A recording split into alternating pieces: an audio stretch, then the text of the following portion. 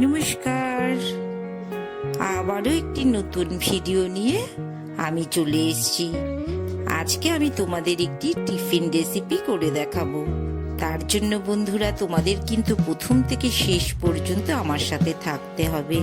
একটা বড় আলু আমি ম্যাশ করে নিচ্ছি। আলুটা বয়েলড করা আছে, ম্যাশ করে নিলাম। চিকেনটাও একই সাথে বয়েলড করা আছে, চিকেনটাকে আমি একটু ছাড়িয়ে নিচ্ছি। যতটা পারছি মিহি করে ছাড়িয়ে নেবার চেষ্টা করছি। চিকেনটাও আমার ছাড়ানো হয়ে গেল। একটা ছোট্ট বাটিতে আমি একটু জল গরম করে এর মধ্যে হাফ কাপ মতন সুজি এইভাবে কিন্তু একটু স্প্রিঙ্কেল করে, মানে একটু ছড়িয়ে ছড়িয়ে কিন্তু জলের মধ্যে ছাড়তে হবে, না হলে কিন্তু দলা পাকিয়ে যেতে পারে। এইভাবে করে আমি হাফ কাপ সুজি জলের মধ্যে দিয়ে সামান্য একটু বয়েল করে নেব। খুব বেশি কিন্তু তোমরা এটাকে সেদ্ধ করবে না। সামান্য একটু বয়েলড হয়ে গেছে। এবার কিছুটা কুচো পেঁয়াজ আমি ছড়িয়ে দিলাম, আর দুটো কাঁচা লঙ্কাও কিন্তু গ্রেট করে আমি ওর সাথে মিশিয়ে দিচ্ছি। সুজিটা 2 মিনিট মতন রেখে কিন্তু আমি নামিয়ে নিয়েছি। কড়াইতে সামান্য একটু তেল দিয়ে 1 মুঠ আমি ছোলার ডাল ভেজে নিচ্ছি। হালকা একটু ভাজা যখন হয়ে আসছে তখন আমি দুটো শুকনো লঙ্কা মিশিয়ে দিলাম। দুটো এলাচি দানাও ফ্রাই করে নিচ্ছি। এটাকে ভালো করে কয়েকটা গোলমরিচ, 8-10টা গোলমরিচও কিন্তু আমি একই সাথে ফ্রাই করে নিচ্ছি। আমি কিন্তু আজকে ভীষণ পুষ্টিকর একটা রেসিপি করে দেখাবো, তার জন্য তোমাদের কিন্তু শেষ পর্যন্ত ফলো করতে হবে। এই ডালটাকে, ভাজা ডালটাকে একটা বাটিতে আমি তুলে নিচ্ছি। একটু পরে কিন্তু এটাকে একটু ঠান্ডা হলে কিন্তু আমি এটাকে গ্রাইন্ড করে নেব। দেখিয়ে দিচ্ছি তোমাদের, গ্রাইন্ড করে নিয়েছি আমি। এবার ম্যাশ করা আলুটার সাথে ওই চিকেন যেটা গ্রেট করে রেখেছি, চিকেনটাকে আমি মিশিয়ে দিলাম। বাচ্চাদের ভীষণ ভালো লাগবে, ভীষণ মুখরোচক একটি রেসিপি। বিশেষ করে সন্ধ্যেবেলা এরকম একটি স্ন্যাক্স হলে তো দারুণ মজা। এবার আলু আর চিকেনটাকে হাত দিয়েই আমি ভালো করে একটু ম্যাশ করে নিলাম। এবার যেটা আমার সুজিটা হালকা, আমি যেটা 2 মিনিট বয়েল করে রেখেছি, একটুখানি কাঁচা লঙ্কা আর একটু পেঁয়াজ দিয়ে সেটাকেও কিন্তু একই সাথে আমি মেখে নেব। খুব বেশি কিন্তু হাত দিয়ে তোমরা চাপবে না।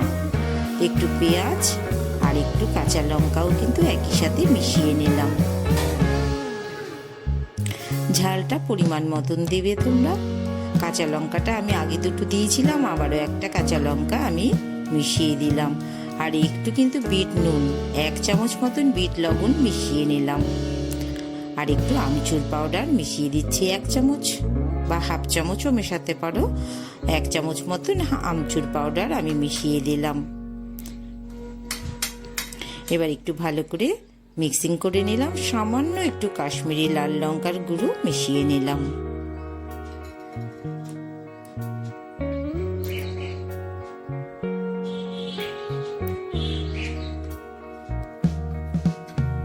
একটু ভালো করে ম্যাশ করে নিচ্ছি।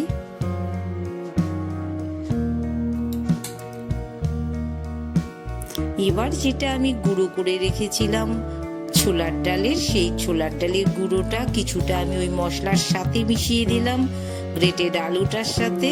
আর কিছুটা ব্রেড ক্যাম্পের পরিবর্তে আমি কিন্তু এখানে ইউজ করব। এটা কিন্তু দারুণ পুষ্টিকর এবং সুস্বাদু রেসিপি, তোমরা সবাই করে দেখতে পারো। এবার আমি হাত দিয়ে কিভাবে করে নিচ্ছি সেটা দেখো। এই দেখো, একটু হাত দিয়ে চেপে চেপে করে নিচ্ছি। কাঁচা পেঁয়াজ আছে, যাতে বেরিয়ে না যায় তার জন্য হালকা হাত দিয়ে একটু প্রেস করে নিলাম। এইভাবে করে আমি বেশ কয়েকটা চপের মতন শেপ দিয়ে কিন্তু রেডি করে নিলাম। এবার একটা কাঠি দিয়ে ওটাকে গেঁথে নিচ্ছি। এভাবে প্রত্যেকটাকেই কিন্তু আমি সেট করে নেব। তারপর এই যে আমার ছোলার ডালের যে গুঁড়োটা আছে তার তার সাথে কিন্তু মাখিয়ে নিচ্ছি। বাজারের ব্রেড ক্যাম্পের তুলনায় এটা কিন্তু অনেক ভালো এবং পুষ্টিকর একটি ওয়ে। তোমরা সবাই করে দেখতে পারো। কি সুন্দর দেখো, একদম দারুণ দেখতে হয়েছে।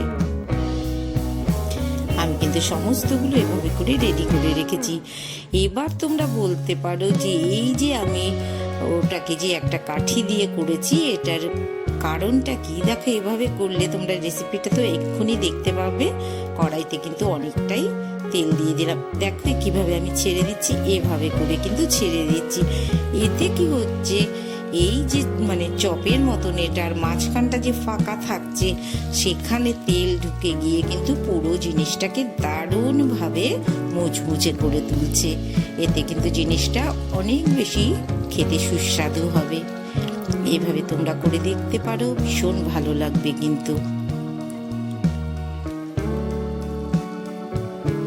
খুব ভালো করে ফ্রাই করে নিতে হবে।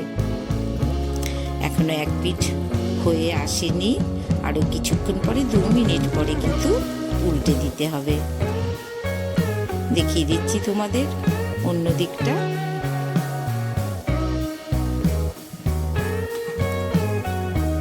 সন্ধেবেলায় এরকম একটা স্ন্যাক্স পেলে বাচ্চাদের কিন্তু ভীষণ ভালো লাগবে। সবাই করে দেখো তোমরা।